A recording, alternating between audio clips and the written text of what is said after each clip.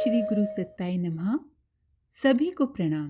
पिछले वीडियो में आपने सुना कि एक साधक ने परम पूज्य गुरुदेव को बताया कि हिमालय में 24 सिद्धों के शरीर सुरक्षित रखे हुए हैं, जिनमें से 7 शरीर ऐसी परंपरा के हैं जो सूर्य के उपासक थे।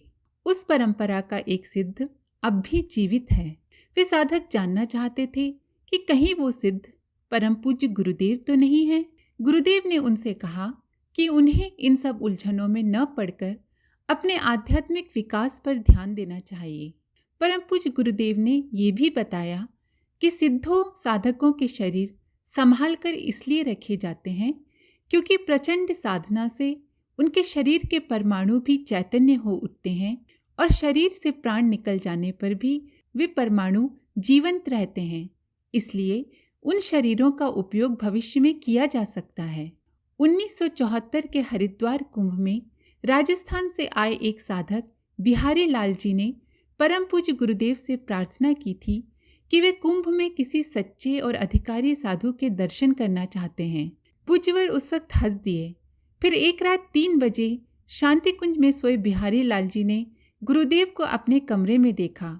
गुरुदेव ने उनसे तैयार होकर सप्त सरोवर पर आने के लिए कहा। आइए इसी क्रम को अब आगे बढ़ाते हैं। शांति कुंज से निकलते हुए गेट के पास खड़े होकर उन्होंने गुरुदेव के साधना कक्ष की ओर देखा।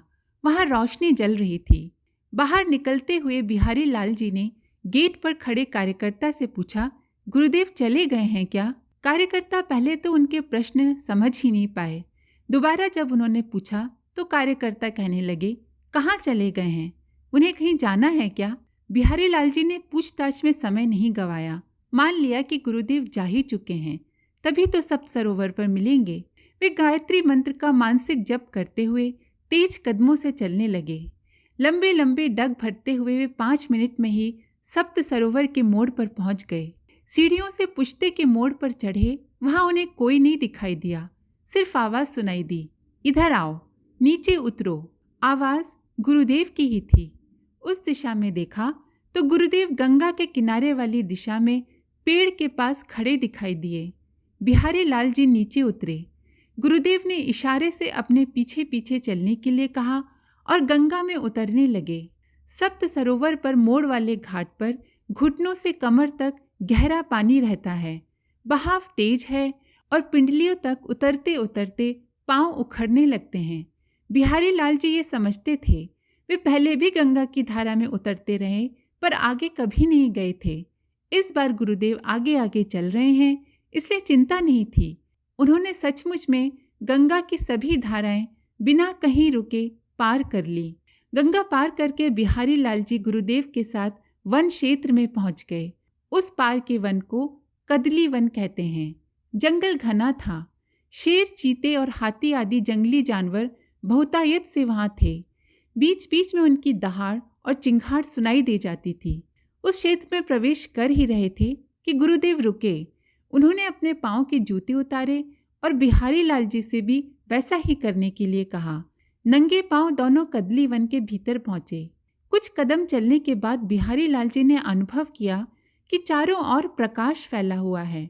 प्रकाश जैसी चांदनी छिटकी हुई है, शीतल रोशनी। उन्होंने ऊपर देखा। आकाश में चंद्रमा नहीं था।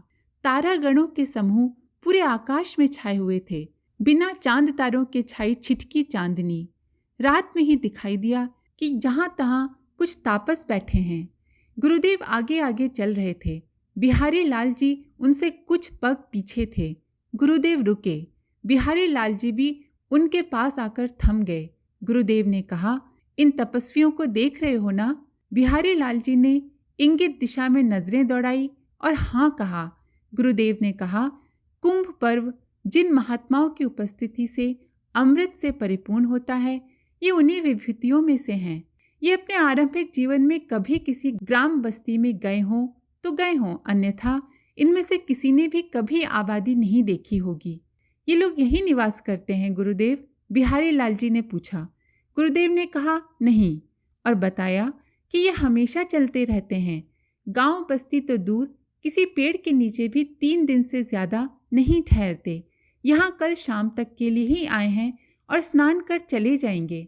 बिहारी लाल जी ने पूछा कि स्नान के समय तो संसारी लोगों के संपर्क में आते ही होंगे। गुरुदेव ने इस पर कहा कि तुम अपने आप देख लेना। ये कहते हुए वे दोनों आगे बढ़े। कुछ डग चलने के बाद उन्होंने देखा कि एक साधु हवन करता हुआ बैठा है।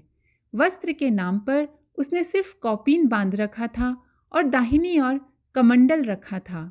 नीचे कुश से बना हुआ आसन बिछा था। सामने केले के पत्तों पर हवन सामग्री रखी थी। साधु मन ही मन कोई मंत्र बुदबुदाते और फिर एक आहुति हवन कुंड में छोड़ देते थे।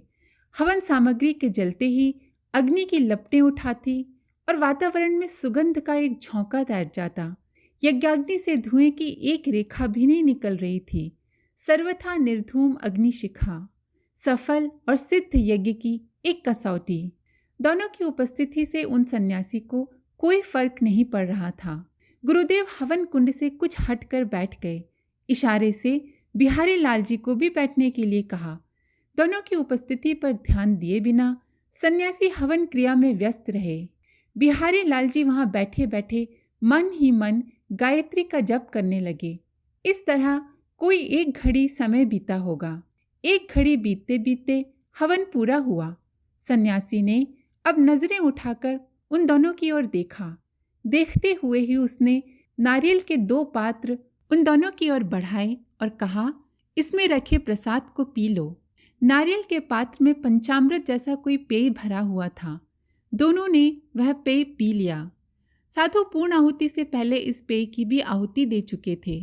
पी चुकने के बाद साधु ने बिहारी लाल जी की ओर इशारा कर कहा, कुंभ का अनुभव करने आए हो? वहां देखो, कुछ देख सकते हो तो तुम्हें जरूर दिखाई देगा। साधु के कहते ही बिहारी लाल जी ने देखा, उत्तर दिशा से देवताओं जैसी आकृति वाले लोगों का समूह चला आ रहा है। वह समूह कदली वन के इस पार ही रुक गया है। फिर देवताओं के सामने सन्यासियों और तपस्वियों के झुंड दिखाई दिए। ये झुंड गंगा की ओर चलने लगे। उनकी गति को निरखते निरखते बिहारी लाल जी उठकर खड़े हो गए, जैसे उन तपस्वियों के साथ ही जाने वाले हों। साधु अपने स्थान से उठे और हवन कुंड के पास रखी एक लकड़ी उठाकर बोले, रुको, अपने स्थान से आगे मत बढ़ना। ये कहते हुए साधु ने हवन कुंड की लकड़ी से एक रेखा खींचते हुए बिहारी लाल जी के आसपास एक गोल घेरा खींच दिया। फिर कहा, इस घेरे के बाहर मत जाना, वरना दुनिया के लिए किसी काम के नहीं रहोगे। तुम्हें यहीं से सब दिखाई देगा। बिहारी लाल जी अपने स्थान पर खड़े खड़े ही सब देख रहे थे। उन्हें लगा कि गंगा की एक विशाल धारा प्रकट हुई है और 7 भागों में बट गई है। उन 7 भागों के बीच में 6 द्वीप बन गए हैं। 5 द्वीपों पर विशाल जनमेदिनी है जो उत्सव मना रही है। उत्सव चल रहा है, लोग स्नान कर रहे हैं, वेद मंत्रों की ध्वनियां गूंज रही हैं। उन द्वीपों में यज्ञ हवन के उपचार चल रहे हैं। चांदनी रात है। यज्ञ कुंड से उठ रही लपटों में उन द्वीपों की हलचल साफ दिखाई दे रही है। तभी गरुण जैसा एक विशाल पक्षी दक्षिण दिशा से उड़ता हुआ आता है। वह कदली वन में बैठे उस तापस की ओर ही बढ़ रहा है। पास आने पर स्पष्ट होता है कि वह पक्षी भगवान विष्णु का वाहन है। वो पंजों में एक कुंभ पकड़े हुए है।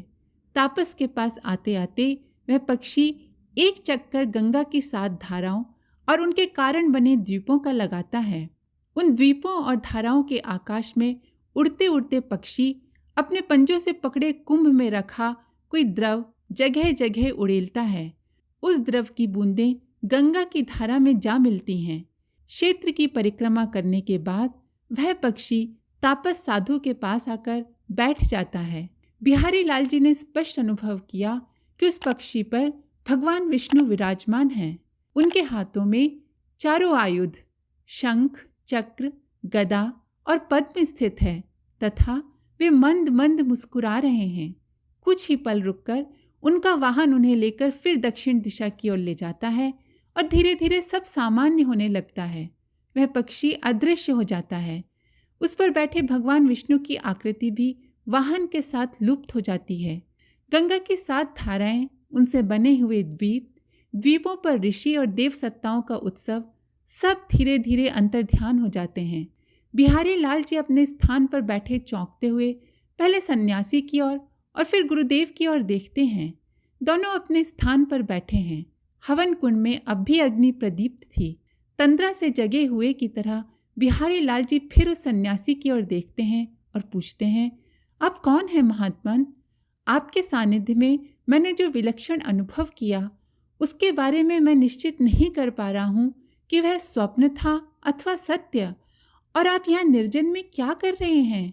मैं इस क्षेत्र में तुम्हें दिखाई दे रहे सन्यासियों और तपस्वी जनों में से एक हूँ। रही बात इस दृश्य के स्वप्न या सत्य होने की, तो कुछ देर के लिए अपने चित्त को एकाग्र करो, उन सन्यासी ने कहा। बिहारी लाल जी ने अपनी असमर्थता जताई। वो मुझसे नहीं हो सकेगा। मेरा चित्त इस दृश्य के कारण बहुत व्याकुल है। अच्छा, तो फिर यहाँ हवन कुंड में जल रही अग्नि की ओर देखो, फिर सुनने की कोशिश करो, उन साधु ने कहा। बिहारी लाल जी ने वैसा ही किया। प्रतीत हुआ कि अग्नि कुंड से कितने ही स्फुल्लिंग उड़ रहे हैं और धीरे धीरे उड़ते हुए उस सुनसान में फैल रहे हैं। उन स्फुल्लिंगों के साथ एक ध्वनि भी गूंजने लगती है। बिहारी लाल जी सुनने की कोशिश करते हैं। पहले अस्पष्ट और फिर स्पष्ट होने लगता है कि वह ध्वनि गायत्री मंत्र की है। उस ध्वनि में लय और सुर नहीं है। जप के समय साधक जिस तरह बिना विराम लिए गायत्री मंत्र का जप करता है और मनोलोक में जैसी ध्वनि सुनाई देती है, वैसा ही स्वर सब तरफ से गूंज रहा था। प्रतीत होने लगा था कि वहाँ प्रकृति का कण कण गायत्री मंत्र का जप कर रहा है। जप भी मौन या उपांशु नहीं, बल्कि वैखरी वाणी से। उस जप को हर कोई स्पष्ट सुन सकता है।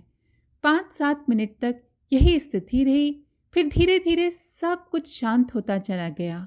अग्निकुंड से जो स्फुल्लिंग यहाँ वहाँ जाते दिखाई दिए थे, वे एक बारगी चमके और वे भी अपने स्थान पर शांत हो गए।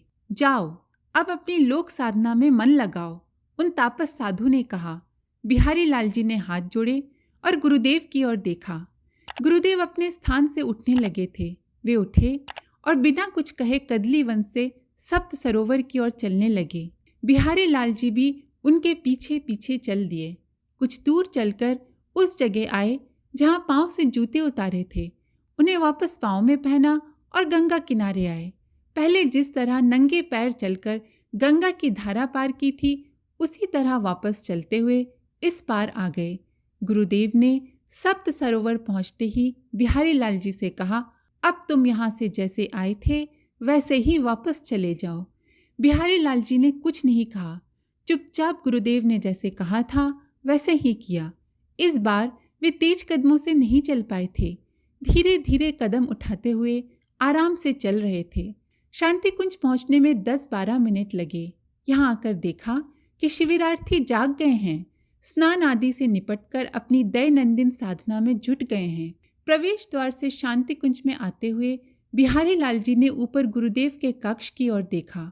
वहां अब भी पहले की तरह बत्ती जल रही थी। उन्होंने अर्थ लगाया कि गुरुदेव अपने कक्ष में ही हैं। गुरुदेव अपने कक्ष में हैं तो सप्त सरोवर से जिनके सानिध्य में कदली वन की यात्रा की थी, वे कौन थे? वे यदि गुरुदेव थे तो यहाँ अपने कक्ष में एक कार्य दिवस पूरा कर चुकी ये विभूति कौन है? ये प्रश्न थोड़ी देर तक मन को मथते रहे। फिर उन्होंने तमाम सवालों को झटक दिया। अपने मन को समझाया कि हमने गुरुदेव से कुंभ पर्व की यथार्थ झांकी देखने का अनुरोध किया था। वह झांकी देखने को मिल गई और उन्हीं के सानिध्य में अनुभूति हुई। बस इतना ही काफ़ी है। गुरुदेव यहाँ थे या वहाँ थे, ये वही जाने। बिहारी लाल जी ने गुरुदेव के कक्ष की ओर देखकर दोनों हाथ जोड़े और प्रणाम किया। प्रणाम करते हुए वे स्वयं अनुभव कर रहे थे कि उनकी आंखें भीग गई हैं। आज के लिए इतना ही। आप सभी का धन्यवाद। ओम शांति। हमारे YouTube चैनल को सब्सक्राइब करें और बेल आइकन को दबाकर ऑल पर क्लिक करें ताकि नोटिफिकेशंस आपको मिलती रहें।